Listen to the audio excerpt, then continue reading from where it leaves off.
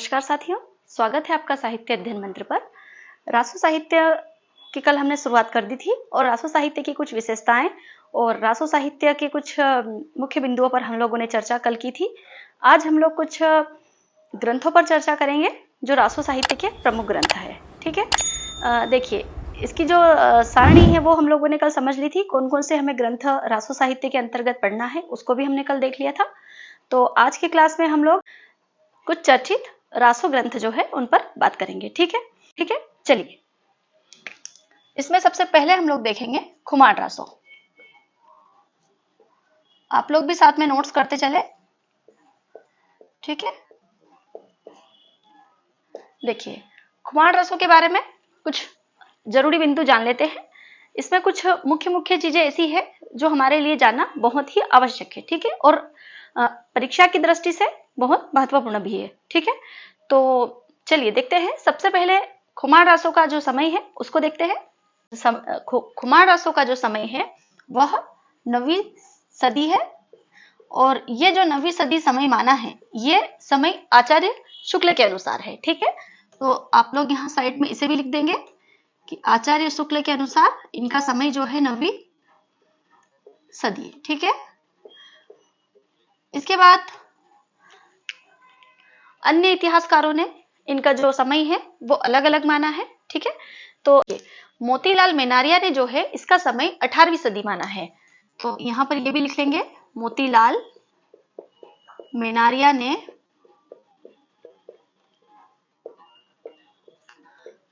ने इसका समय माना है 18वीं सदी। ठीक है, और वहीं देखें हजारी प्रसाद द्विवेदी ने इसका समय क्या माना है। तो हजारी प्रसाद द्विवेदी ने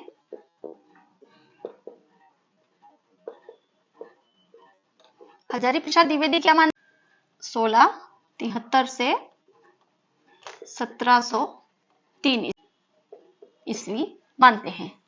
देखिए रासो साहित्य जो लिखा गया है वो मुख्यतः यहाँ जो राजा महाराजा रहे हैं उनके चरित्र पर लिखा गया है। रासो ग्रंथों में मुख्य रूप से जो है राजाओं की वीरताओं का वर्णन मिलता है, युद्धों का वर्णन मिलता है और उनके चरित्र का वर्णन मिलता है। ठीक है, लेकिन खुमाण रासो जो है ये चरित्र काव्य नहीं है। ठीक है, यहाँ पर जो है हमें खुमाण रासो में खुमाण जो राजा खुमाण रहे हैं तो में जो है खुमाण वंश की पूरी जानकारी मिलती है, पूरी वंशावली इसमें बताई गई है। ठीक है, यह चरित्र काव्य नहीं है लेकिन इसमें मुख्य रूप से वंशावली का वर्णन देखने को मिलता है। ठीक है, तो देख लेंगे कि यह जो है खुमाण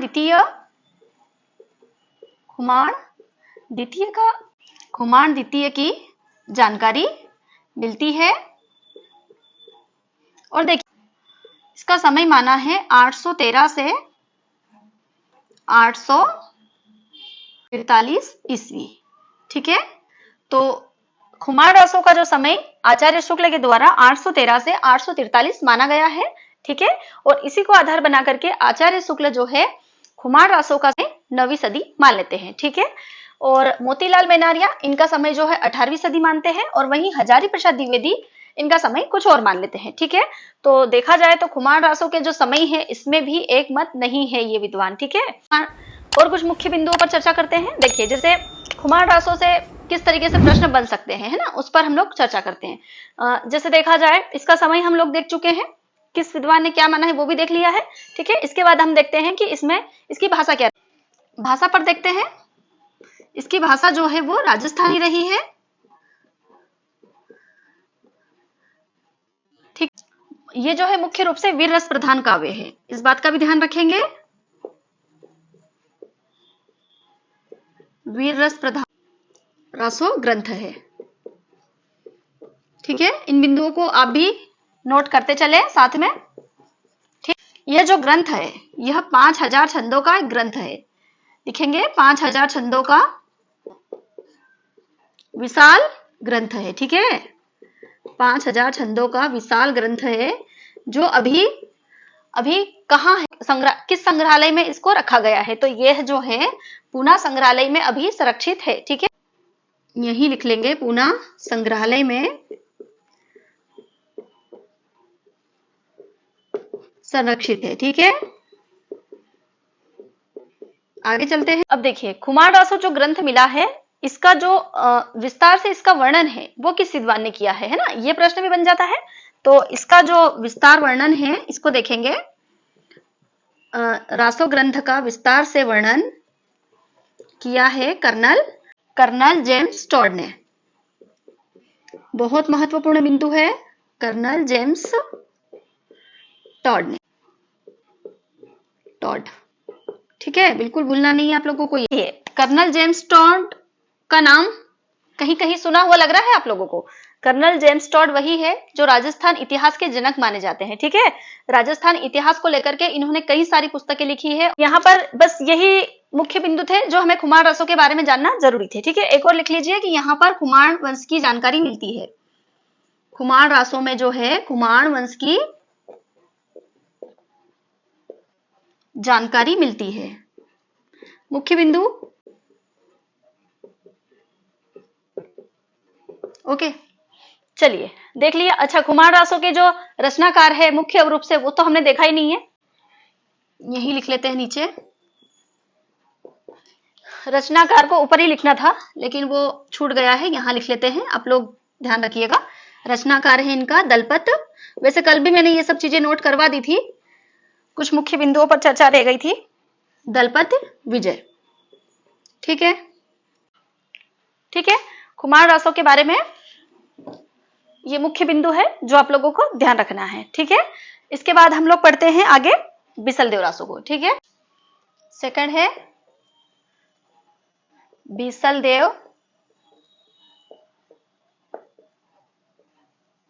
बिसलदेव रासो, ठीक है। बिसलदेव रासो के रचनाकार कौन है? नरपति नाल्ह जो है इनके रचनाकार है। और इनका समय जो माना है आचार्य शुक्ल ने, इनका समय माना है 12वीं सदी, ठीक है। ये किसके अनुसार हम लोग लिख रहे हैं? ये लिख रहे हैं हम लोग आचार्य शुक्ल के अनुसार, ठीक है। इस बात का ध्यान रखेंगे, आचार्य शुक्ल के अनुसार जो इनका समय है 12वीं सदी है। बिसलदेव रासो की एक पंक्ति है जिसके आधार पर इन्होंने 12वीं सदी माना है, लिख दे 1272 जेठ बदी नवमी बुधवारी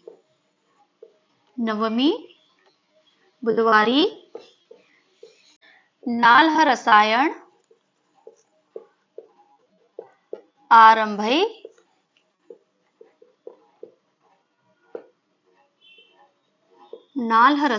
आरंभई शारदा तुठी ब्रह्म कुमारी। देखिए, इस पंक्ति के आधार पर जो है आचार्य शुक्ल यहाँ जो लिखा है 1272, इसको इन्होंने 1212 मान लिया है, ठीक है। और 1212 सदी जब माना है तो जब हम 1212 में से 57 माइनस करते हैं तो क्या बच जाता है? माइनस करते हैं तो बचता है 1555 ईस्वी, ठीक है। जब हम इसको ईस्वी में बदलने के लिए 57 इसमें से घटा देते हैं, 57 जब इसमें से घटा देते हैं तो 1155 ईस्वी बचता है। और 1155 ईस्वी मतलब 12वीं सदी, ठीक है। स्पष्ट है आप लोगों को? ठीक है, इस तरीके से जो है आचार्य शुक्ल इनका समय निकालते हैं, ठीक है। और ये जो रसायन शब्द आता है ना, बिसलदेव रासो में जो रसायन शब्द है, इसी से इन्होंने रासो शब्द की उत्पत्ति मानी है, जो हम लोग कल की क्लास में पढ़ चुके हैं इस चीज को, ठीक है। तो आप लोग इस चीज का ध्यान रखिए और देख लीजिए आगे से 1272 है ना, तो जो मोतीलाल मेनारिया है, मोतीलाल मेनारिया ने इनका समय 1272 माना है, ठीक है। इसको भी ध्यान रख लेंगे। मोतीलाल मेनारिया ने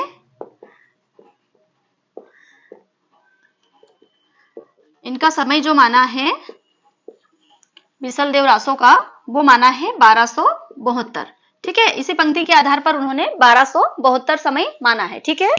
इस बात का भी विशेषकर ध्यान रखेंगे और इस पंक्ति को याद कर लेंगे, रट लेंगे, ठीक है। और आगे देखेंगे और बिसलदेव रासो के बारे में और कुछ मुख्य बिंदु देखते हैं। देखिए, इसमें जो नायक है वो विग्रहराज चतुर्थ है और जो नायिका है वो राजमती है, ठीक है। जिसमें संयोग है, वियोग है और फिर पुनर्मिलन है, ठीक है। जैसे प्रथम जो खंड है इसमें राजमती और विग्रहराज चतुर्थ का विवाह होता है, मिलन होता है। उसके बाद द्वितीय खंड में जो राजा रहते हैं वो रानी से रूठ जाते हैं, रानी उन्हें किसी बात को लेकर के ताना दे देती है और व्यंग कर देती है, जिससे राजा रूठ जाते हैं और वो उड़ीसा चले जाते हैं, है ना। अब यहाँ पर जो है जब रानी जो है राजमती वो दुखी रहने लगती है। इसके जो तृतीय खंड में है वो राजमती का विरह वर्णन यहाँ पर बताया गया है, और चतुर्थ खंड में जो राजा भोज होते हैं वो वापस उड़ीसा जाकर राजा को मनाकर वापस लेकर आते हैं और राजमती और राजा का पुनर्मिलन हो जाता है, और इस तरीके से इस कहानी का अंत होता है। ठीक है, इसके जो नायक है इनके विग्रहराज चतुर्थ, जो चित्तौड़ के राजा हैं, विग्रहराज चतुर्थ। और इनकी जो नायिका है ग्रंथ की वह है राजमती, जो राजा भोज की पुत्री है। ठीक है, अब देखिए मुख्य बिंदु देख लेते हैं। 4 खंडों में विभाजित है ये ग्रंथ। चलिए, संयोग वियोग और पुनर्मिलन की, संयोग वियोग और पुनर्मिलन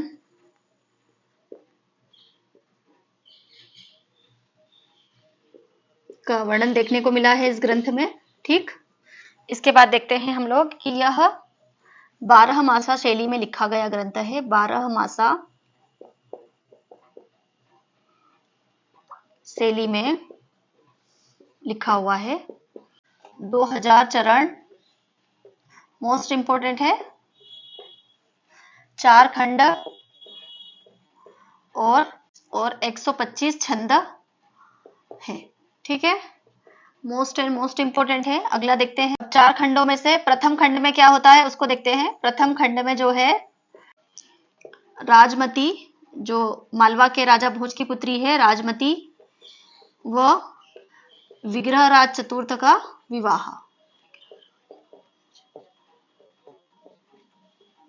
विवाह देखने को मिलता है। इसके बाद जो द्वितीय खंड है उसमें हमें क्या देखने को मिलता है। द्वितीय खंड में जो है व्यंग मिलता है और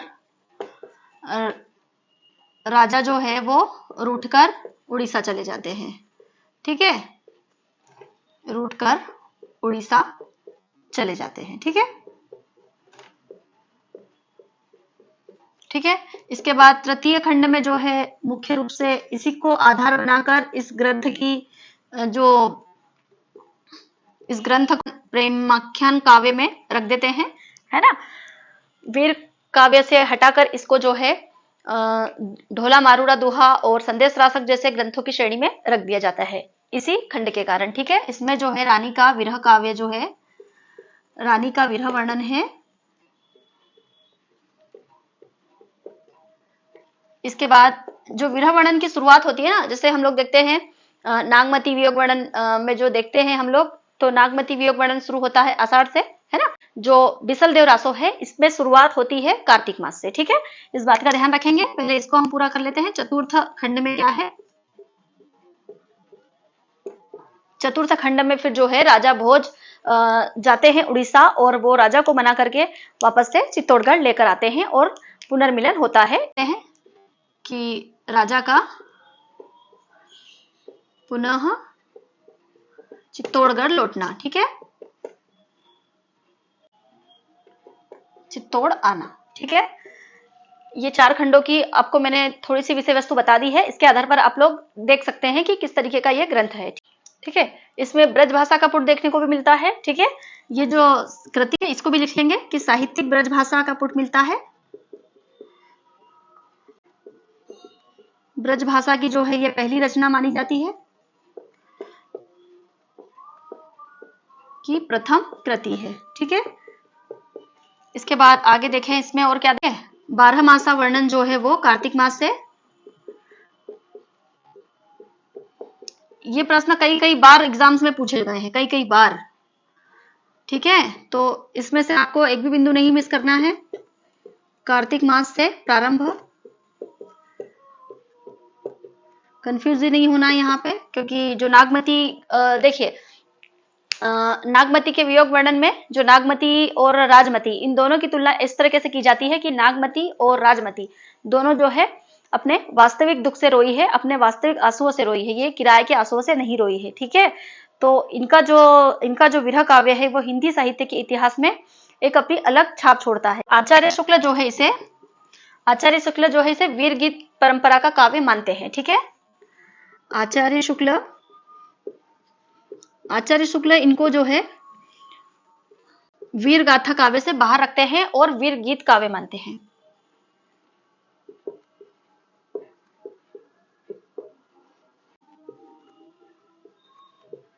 वीर गीत परंपरा का प्राचीन ग्रंथ मानते हैं। ठीक है,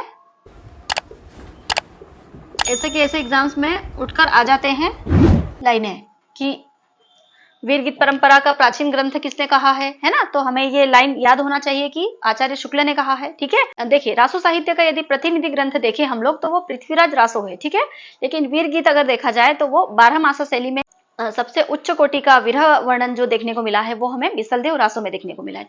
अगला लिखेंगे वीर रस प्रधान न होकर, ये तो मैंने बोल दिया है कई बार, फिर भी लिख लीजिए आप लोग, वियोग श्रृंगार रस प्रधान है।